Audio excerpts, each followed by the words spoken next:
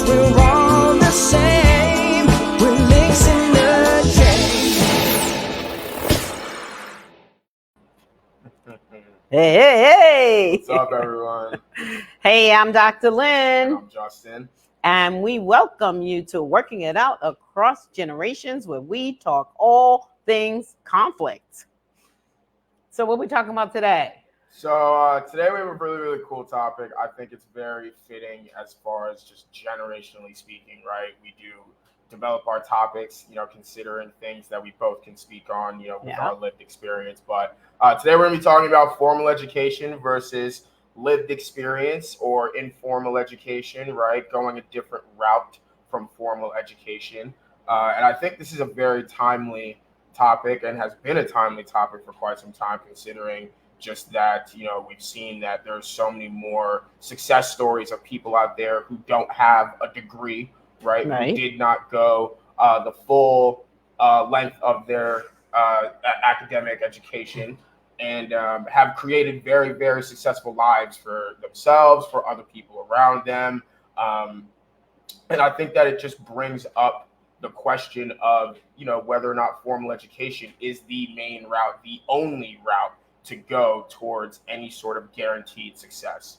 And I think that as far as, just my general thoughts on the topic, I think that, there's so many benefits to both. And there's so many strengths that come from both and come from their own perspective paths that I think there's a space in every room for people who have the degree and people who don't. Because I think that diversity, if anything, to the fullest form of what that word means, in a company or in a school or wherever it is in some sort of establishment, will really be one of the most contributing factors towards longevity and development. And I think that part of that does also come from outside of just, how we look in the background and how we identify, also just where we stand as far as education and academic values. I think that everyone has a place in the room and everyone can create their own opportunities more now than if ever back then. And so it just begs the question of, is there one route? Is that still the conversation? Is that still the connotation around having some sort of long-term success? So I think that's a really, really good reason as to why we should be talking about that. I love this topic because it applies in so many ways to me. So first of all, I know that I have a mix in the way that I've done education, right? My parents were really clear. And this is a point that I want to make. As Black parents, as African Americans, they were really clear. You will go to college. In fact, my mom was even more clear than that. You will go away to college for that experience of being away, right? Living your life in that way, but also getting a degree. So that is one thing that applied to me. I also know that particularly in particular communities, racialized communities, marginalized in that way, that is a mantra of a lot of parents. You have to get a degree. Education is the way that you get the respect, you get a good job, you get to be able to move up. People can't deny that you have that piece of paper or several pieces of paper. So I've heard that from friends, colleagues, all along, right? Pretty much my whole life, I've heard that. It's rare for me to hear a parent who is Black, Latinx, or Asian say it's okay if they don't get a degree. It's rare to hear that. For the most part, even if they end up saying, okay, for now, maybe you wait or maybe you'll go later, they're always like, I want them to get the degree. I want them to get they're not resting till they get the degree. Even with myself, I took a long time. I took a couple of extra years to get my bachelor's, and my mom was like literally biting her nails. I need you to get this degree. But now for my master's, I actually, my master's was about 20 years later, maybe not 20, maybe not 20. No, it wasn't 20, but close to 20, about 15, 16 years later. And by that time, I had already been working in the conflict resolution field. But here we go to the point of the formal education in the gatekeepers and the way that they keep you out. There was a particular organization that I wanted to work with. And because they worked with educators, and educators are expected to get higher and higher degrees, right? They would not put any trainers in front of them who did not have at least a master's degree. And I didn't have my master's because I hated school. I didn't want to. I got through. It took me forever to get my bachelor's, or 2 extra years, like I said. So the last thing I wanted to do was to get my master's, but I really wanted to work for this organization. I'm so glad that I ended up getting my master's because I loved working for this organization, Operation Respect. It took me all over the world, to schools everywhere.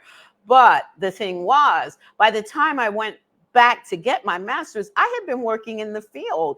And I can tell you that every single professor that I had said, you could be teaching this, right? Because the experience, my lived work experience, had taught me a lot about how to do the work. Maybe I hadn't read all the particular books, but I didn't need to in order to show that I knew something about what we were studying, because my degree is in education, in particular, creating peaceable schools, teaching conflict resolution, things like that. So that there. And then my doctorate was completely a surprise. It is an honorary doctorate, and I'm not ashamed of that, because if I had already done the work and earned the respect of professors in a master's program, you can believe, now that's like 20 years later after the master's, you can believe, staying in this work, I earned my doctorate. I don't want to hear it from nobody. I earned the doctorate, and it also in business, right? And I'm an entrepreneur, and I've been an entrepreneur for over 20 years as well. And so I've earned it. So I see the value of both. And I appreciate that everybody doesn't have to go the route of formal education, but I also appreciate that when parents feel like that's really the best thing, because people can't take it from you. They feel like it's harder if you don't go to school. But I think there's a lot of different ways to look at it, because the money aspect too of going to school. Oh my goodness, how long it took to pay off student loans. And I know that there are some schools now, we live in New York, so there's some schools where you can go and tuition is free, but it's not without cost. No. But most people don't go that route. They take out student loans, and I hope y'all know the deal with student loans. It's really difficult to pay them back, particularly when you work in fields where you don't get high pay. Everybody's not going into finance, and tech. People that go into education, any kind of social service work, you're not going to be making the kind of money where your student loans are easy to pay off on top of everything else that you're having to pay. Yeah, it's really, really interesting. I think one thing that I resonate with out of everything you said is I hated school. School was bad. School was annoying. It's definitely tough. And that was just my personal experience, but again, I so see the value in that degree, in that piece of paper. And I definitely hear, even from people in my generation, they can't take that away from you, right? That's something I earned, and it is going to take me far. And absolutely, to each its own, if that is the route that you choose to go. I think that both routes are hard, right? And I think a lot of life is picking your hard. And so, from at least what I've seen, it seems as if formal education has put a little bit more stress and hardness on a child, right, as compared to the parents. And then maybe lived experience, if the child chooses to go that route, puts a little bit more stress probably on the parent than the child, right? And again, someone is stressed in that scenario somewhere, somehow, some way. And it's all about how these things land for you, right? I know, like, for me, like, I wasn't a good test taker, Yeah. right? Like, I was terrible at studying, right? Just at least on the, like, flashcards tip, right? Like, remembering my stuff, right? Mhm. The anxiety and all that stuff of it really did, like, start to get to my head, at least the day of, right? Day of is when I really be like, oh my gosh, everything is just, like, out of my head right now. And I know that for people that, they strive in those kinds of, honestly high anxiety, environments where it's like, I got to get the grade, I got to keep up, and I got to be held accountable, right? And there's just so much value in both. And I think that, I have mentors who have the degree and or 2 or 3 or 4 or whatever, right? And they're very, very, accomplished people, and I respect them and their word, and especially when we're talking about, my blueprint and my path and really mapping out what that looks like. I definitely, take into heavy consideration their words and where their words come from. And at the same time, in the same breath, there's people that I know who are mentors of mine who don't have the degree and are still living very, very, very accomplished lives, as if they did have it, right? Or, in a formal sense, in an external sense, right? As people talk about with, what the degree does for you. And so, it really is, to each its own. I think that generationally speaking, young people have really taken and run with the fact that we can have, and create more opportunities now more than ever in a time of life, right? I think we recognize that we are very blessed to have more options, to have more entry points to success, or if not success, even just the things that we want to learn about, and who we want to learn from. I think we're very, as we've said in past episodes and stuff, we're very confrontational, vibey, feel out who we're talking to and stuff. So it's not even like a thing of, we don't respect authority, or people who have lived experience don't respect authority. I think it's more of, they're not afraid to question, just where that information is coming from and the intentions in which that information is being shared. Mm-hmm. And I think that it's a great point of a mentor of mine who's talked to me individually in saying, like,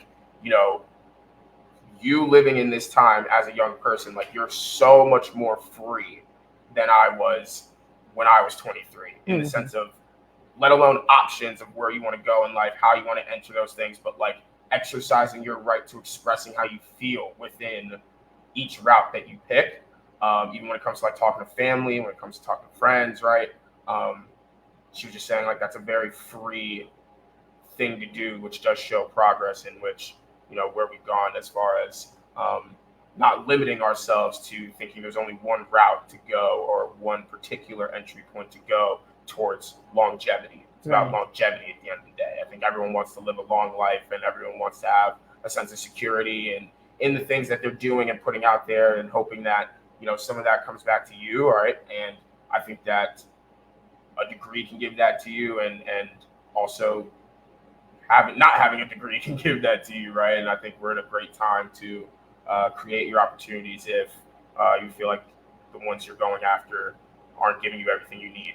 Yeah. And I think that we, as young people, are definitely encouraging more of just at least the conversation around, there's not just one way. And I think that's cool. Yeah, I think life and learning is not as respected.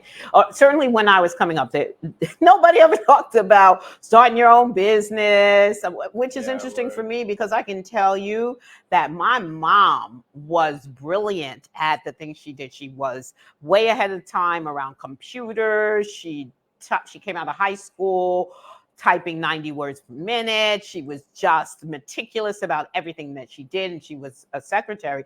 And I always thought she could have run her own business. And she, interestingly enough, never really wanted to get a degree from college, but was insistent that we were going to get, my sister and I were going to get a degree. My dad actually took a long time, even after, I think he got his after my sister and I got ours, but it took him years and years because he worked 2 and 3 jobs my whole life.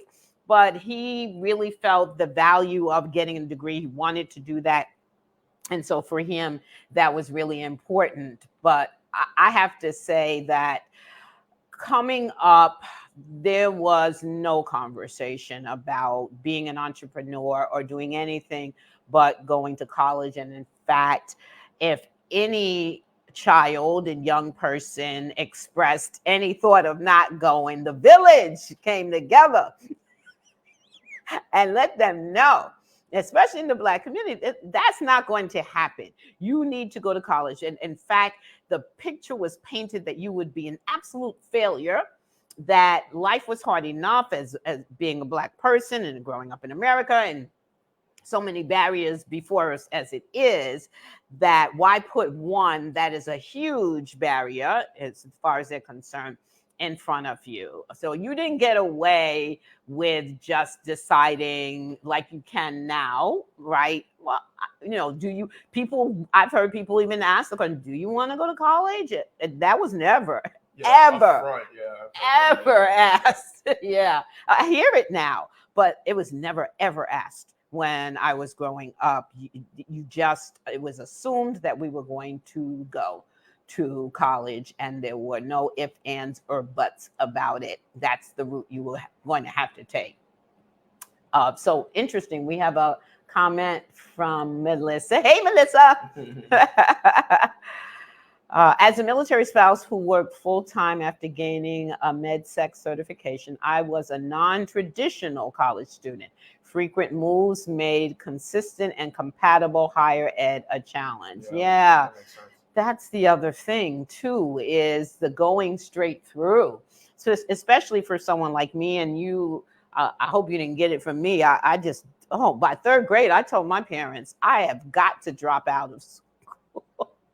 I hated it that much. Ridiculous, but here's why. Here's why. Formal education, things may be different now, but formal education at that time, I'm a creative child. I was a creative child. I had one teacher, my fifth grade teacher, who we had to do assemblies when I was coming up, right? And so our presentation was all in song.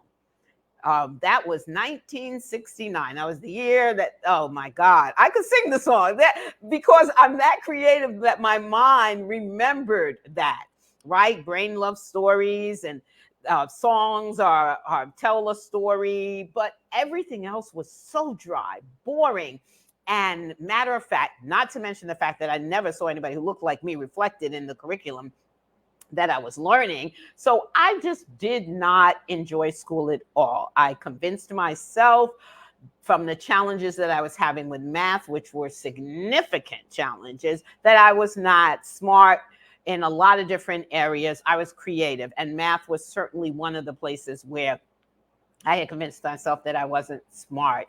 I just didn't see that there was real value to what was being taught to me. So to go on to college, I was going because she said we could go away. It's another thing I've heard. Another thing that I think is still being said. Yeah, because if she said we had to go to community college down the street, that was not, I would have had to try to push back, I have to say. But I, honest to goodness, got to say that I didn't enjoy it, not one single step. I enjoyed being in things like the choir, but the things that people consider academically significant, I absolutely did not enjoy. I had no teachers that looked like me. I had my chorus teacher in middle school, one teacher, right? Black woman, but it was not a good time for me. So even in college, I have to say, I loved that after freshman year, because see, they really tricked us. It's like, oh, you get to go to college and study what you want. Yeah, that freshman year, you're studying everything they tell you to study. And it is brutal. Yeah, it's cool. I don't know who told me that first, but the first person to tell me that, you're a liar. It was brutal. Crazy. I literally, first day, I was like, wait. This is not what I thought this was going to be. That's right. Like, no way. That's right. So, yeah, that's real. and how about people who don't know? I mean, people bug you. What do you want to be? What do you want to be? What do you want to do? What do you want to study in college? That takes Listen, time. you're an 18, 19 going to college. Why do you have to know? And I think that's something that has changed over time as well, is that, yes, people still ask that question, but it's not that push that you've got to know. And you talk about anxiety. So many young people having anxiety if they didn't know or they chose something. I know so many people who I went to college with who chose a major and I had never worked in that major at all. Because how do you really know, or how do you get a job in your major without a lot of experience? And that's the flip side to that too, is you find out pretty quickly once you get that piece of paper that you go looking for a job, they want experience. So I love this topic because for me, I think that the fact that more people are widening the conversation helps young people in their decision making. Even now, because when I was growing up, they had trade schools. Now people are talking about we need to bring back trade school because everybody's not made for college. Everybody doesn't want to do college, and people can make a really good living being an electrician, being able to work with their hands. People can really make significant monies and success doing that now. So widening the conversation to me is just beautiful. And as you said, very timely. All right. So you know that we always want to present what 3 things about the topic. And we are going to start off with, because we both agree there's benefits to both. So we're going to start off with the benefits to formal education. First benefit is increase in job security. Yes, it certainly, even though it may be difficult to find your first job, once you get a job, or even trying to secure the interview, at least if you have a degree, you might get an interview. If you don't, it's not going to be as easy as if you did. So the increase in job security, when they're companies now looking to promote or to lay off, that piece of paper could really save you, because they appreciate that you made that investment, and they feel like you've gotten some knowledge around the topic, and then also you've played by the rules. I don't think people understand how much that's a significant part of what people are looking for, that we draw within the lines, right? That we don't go outside of the lines. And the rules are you go to college and get a degree. And I think that really does tie into employers looking at you. Yeah, I agree. I don't really have much for that. I think you said that pretty well. Yeah. The next is quality networking. Yeah, people want to know. Well, one of the things that I found was interesting, I spent a lot of time looking at schools, and I still hear people talking about schools, like went to the Ivies. My sister went to an Ivy, and HBCUs, and where'd you go, that kind of thing. But I have to say, other than my experience, other than your friends who went to the same school, I was never asked what school I got my degree from. If I said I had a degree, right, a bachelor's in whatever I have it in, they never said, oh, where'd you get it from? Now, people who go to the prestigious schools, they put it on their resume, or they make sure they bring it up. Oh, I have a bachelor's from Harvard or whatever, right? I know too many of you out there that are like that, and you are valuable people. It's valuable to see for everyone. But my gosh, I don't need to know after your name where you got your degree. That's me, but the truth is that nobody ever asked me, ever. I'm the one that's had to bring it up, so it was very interesting. But networking, right? You are going to usually get a job. If you have a degree, you'll get a job where other people are degreed people as well, and you're able to interact with them, and they have an interest, and they may even be an alumni themselves, and you bring that up. And so having that formal education gives you the opportunity to talk with other people who made that kind of investment just to even get in the door, to get the invite. There's so many doors closed when you don't have a degree. Even if you can present the case for how qualified you are from your life experience, there's many companies where it is an absolute demand. You cannot hire someone without a degree, right? And so those doors are closed to you, which means that the people that you get exposed to, that who could get you your next job or your promotion, you're not going to get to meet with them. Yeah, for sure.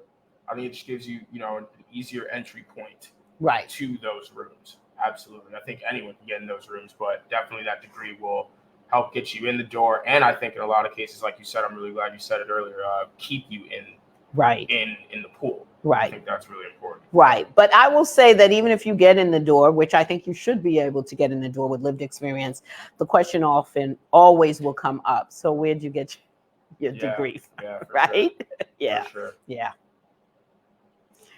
And I feel like this is a huge one. It's a big accomplishment for family members. So many people still today, particularly marginalized communities, say, I'm the first in my family to go to college. I'm the first in my family to get a degree. And that's a huge accomplishment for everybody else in your family who the doors were closed for, or everybody else in your family who dreamed of you going, or if they went to college and you went to their alma mater, or it's a big thing. They want to come to the graduation. They want to be able to, tell everybody they're going to the graduation or their child graduated from, or, the signs on the cars. And it may sound shallow, but coming from the Black community, coming from a community where education was closed off to us. It was illegal in the United States for us to get an education, to learn how to read. I'm going to tell you, everybody comes out. They go pick up grandma, great grandma, right?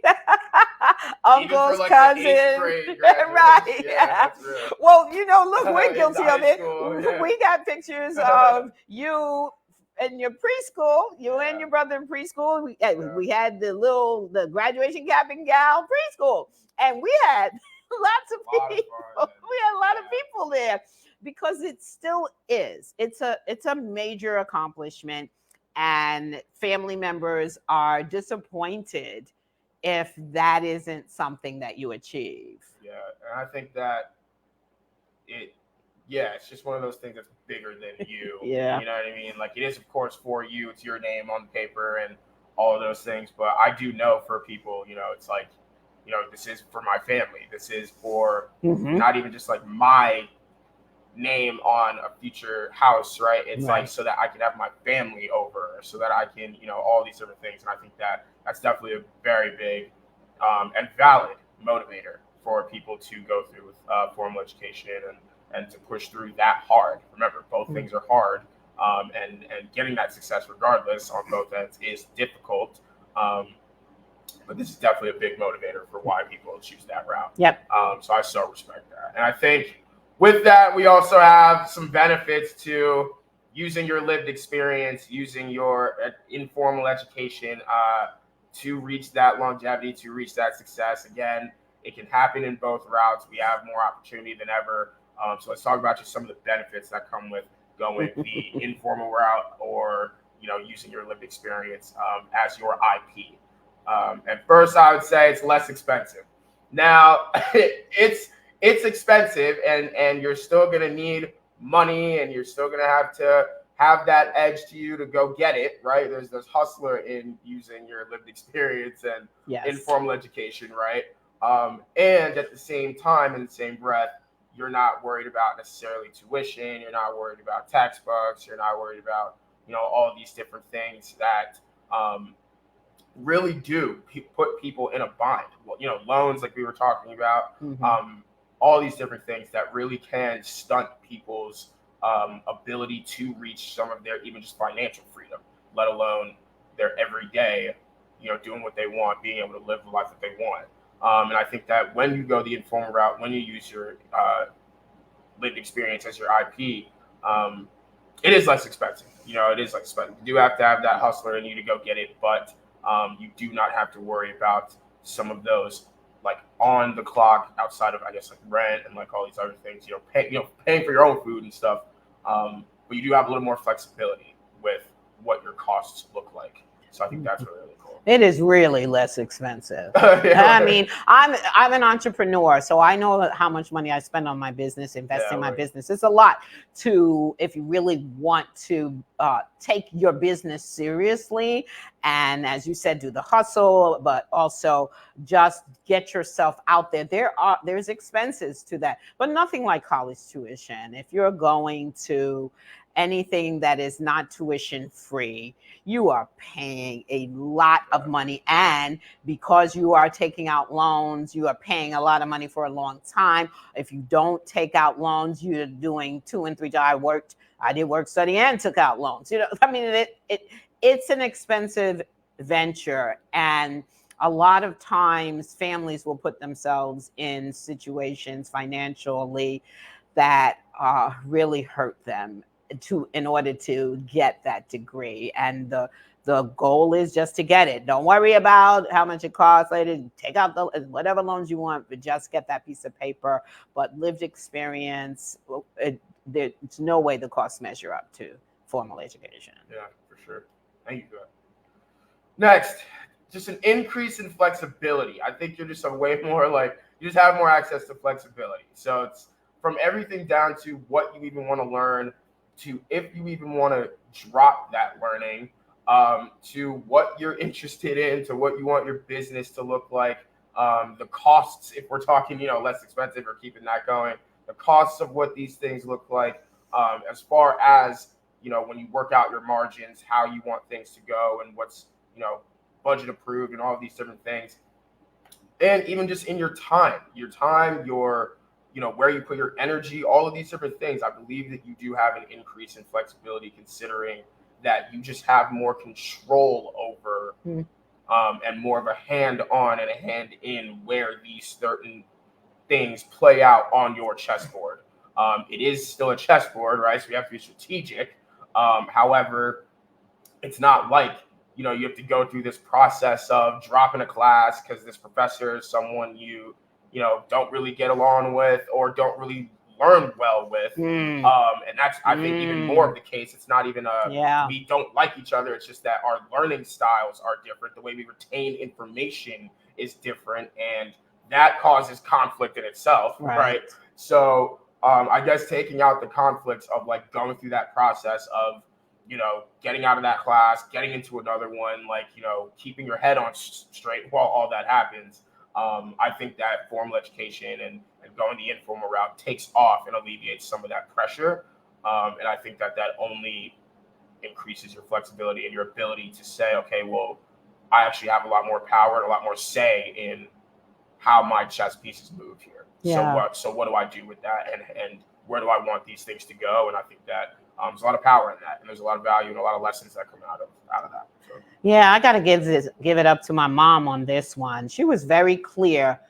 She wanted to learn what she was interested in, period. Yeah. And that was one of the big reasons why she didn't want to go to college, because she knew she was going to be directed, instructed, demanded, really required to study this thing. Even in your major, even in the thing that you are interested in, you had to go the route. I was a theater major my first year at Syracuse University, and they had a rule that freshmen couldn't act in anything. I'm like, well, why am I here? What? Right. There's only 4 years to this, and you're cutting out one. I've only got 3, and on top of that, not only am I studying acting, but I have to audition for these things. And let's not even talk about the bias and the racism in the theater, right? So auditioning in roles that I knew I was never going to get unless somebody really was going to say, I want the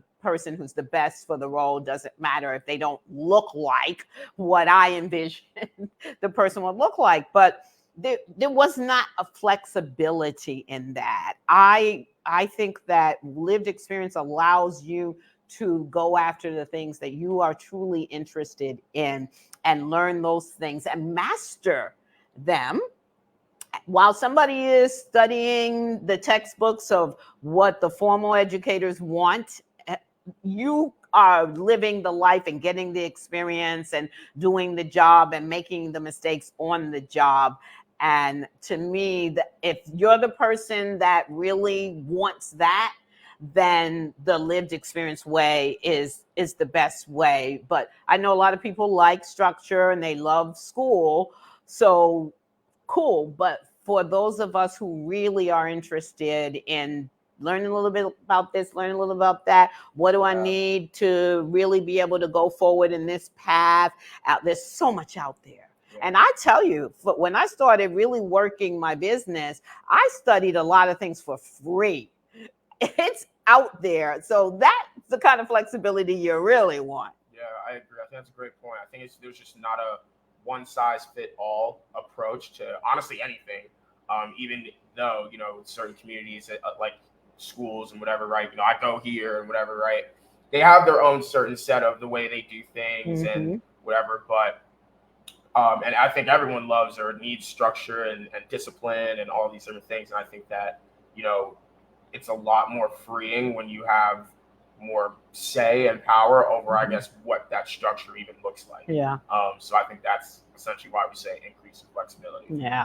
And then lastly, lived experience fosters more empathy and understanding. Now, it's not that there's not empathetic and understanding people who work in these formal establishments. That's not at all where I'm going with this. Bear with me if that's where your head started to go when you first saw this come up on the screen. You're going with I mean, I wouldn't blame you if that's where, but wait, right? Right. I wouldn't blame you, right? Just bear with me. I think that it's one of those things where in that same breath, there is still this element in schools, communities of certain, whatever, education, where it's like there's this connotation or energy of this is how we do things, this is how it goes. Honestly, get with the program or get the hell out. Like, respectfully, excuse me. But like, that energy in, especially, I guess, like the disciplinary times where kids are, acting out or whatever it is, right? There is kind of this like a remember where you are kind of thing and remember what you're representing. And I think that with that being the message that we're funneling into young developing minds, let alone just any mind, but a young developing one, I think it's not necessarily inviting difference from that community's way of living or different approaches to how that kid might learn or honestly understanding maybe why that child or a young person or whatever might be acting out, right? That they might come from a different living situation. They might come from a different financial background and all of these different things than some of their, not even counterparts, just their classmates in general. And so I think that when you push that kind of thinking of this is who we are, this is how we do things, and it's kind of like get with the program or get out, you're not necessarily as open as your even mission statement might make you out to be if that's how we're redirecting the conversation when it comes to anyone acting out of line. And a lot of that acting out of line is, I guess, like that community can be more about, just listen to your teacher and whatever it is. Whereas, they have those kids that come in and they challenge some of their teachers, right? And it's like, well, that's not how we do things. So figure it out. Or, we got to work out how you're going to exit as calmly and whatever is possible, right? So I think just it's about keeping things open, really keeping understanding. And I think in understanding, you are going to have to be faced with things that are different. And I think that with lived experience, because you're already going the informal route, the route that's against the status quo, naturally you're going to have times where, the money's not coming in right. The money's not coming in at the time you want, right? The clients are maybe dropping off. The retention rate might be a little low right now, or whatever it is. And still somehow, some way, because it's you doing it, it's your process, it's you're fully in control, and you're going to be around people who are also in that similar position. I think it only helps you step out of yourself, to remember that there are bigger things than you going on, and bigger things than even just repping your name or repping your school or repping whatever that really do matter at the end of the day. And so I think that lived experience does definitely foster that more, in the sense of it's just more inviting of the counterpart to what is, I guess, the way people do things in certain communities. This one's interesting for me because, college campuses, lots of different people, lots of different events and things to get involved with. And so I agree, and I love how you started with, say with me. I'm not saying that it doesn't happen, because there's lots of opportunity when you go to college and formal education way to really foster empathy and understanding.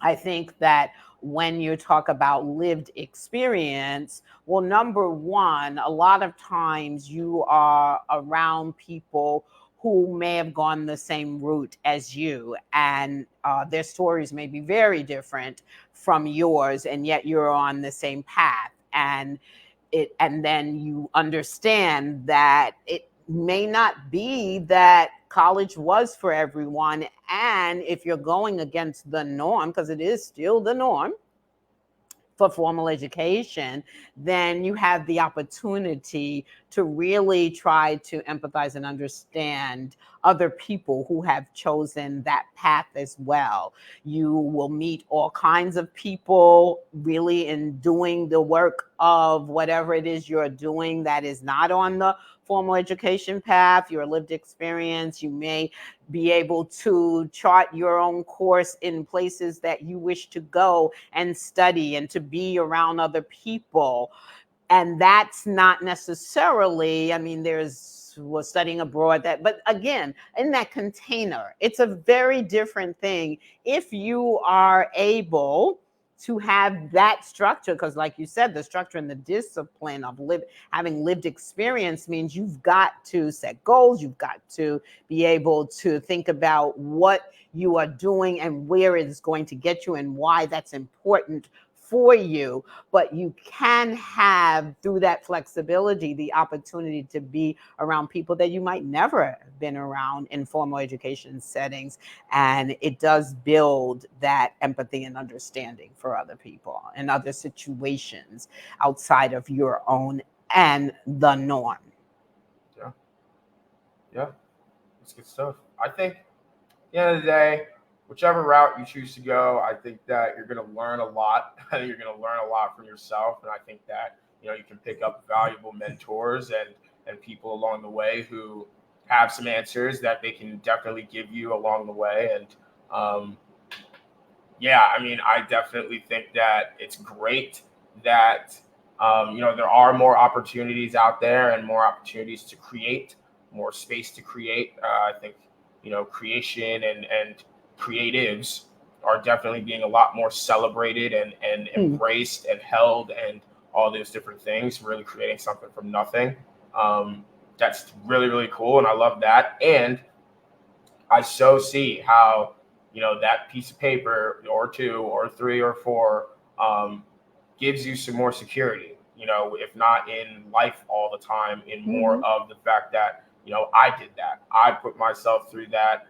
I, got those grades. I studied. I did what I had to do, and I made it happen. And as we already talked about, my family gets to embrace it with me, something that I did for all of us, right? So I think that so much value to both, and it's really it's not a one size fit all approach at all. It's really about, what works for you, and honestly being okay with what works for you. I think that, a lot of people who even know that they're good without the degree, or that they've even reached the life and the goals that they wanted to reach and achieve.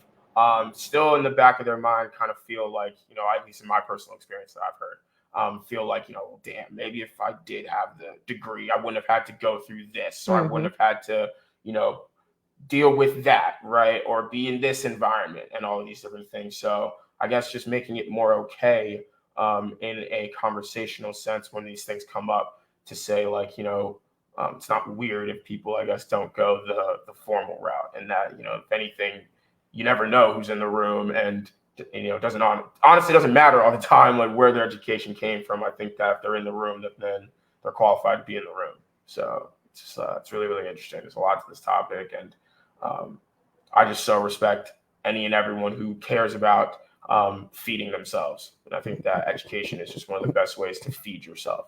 So that's where I'm at. Yeah, I really want to encourage the conversation.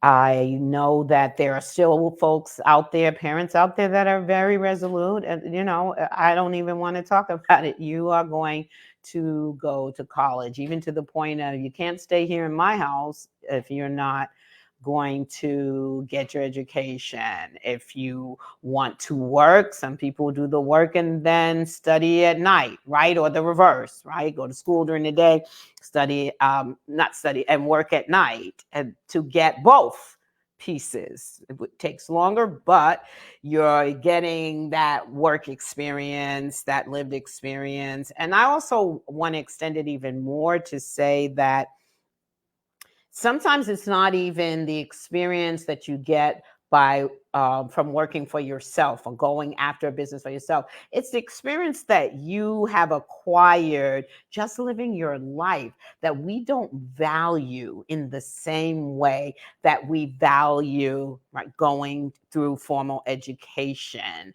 It may not give you the same qualifications, but it does mean you are someone who could teach, who can give a value to someone else just from having lived through the experiences that you've lived through. And I think that we tend to throw away people very quickly when we feel like they haven't done something, like either made their business a success, or we're so definitely capitalistic that they're not a millionaire, or they don't have 3 or 4 degrees. And I think there's something to learn from everyone. And that, to me, is one of the reasons why I want the conversation opened up, because we are discrediting and dismissing people who have value because they've just lived their lives. Any of us that have grandparents or great grandparents who've ever spoken to us or talked about their experiences, that's lived experience that we can learn from.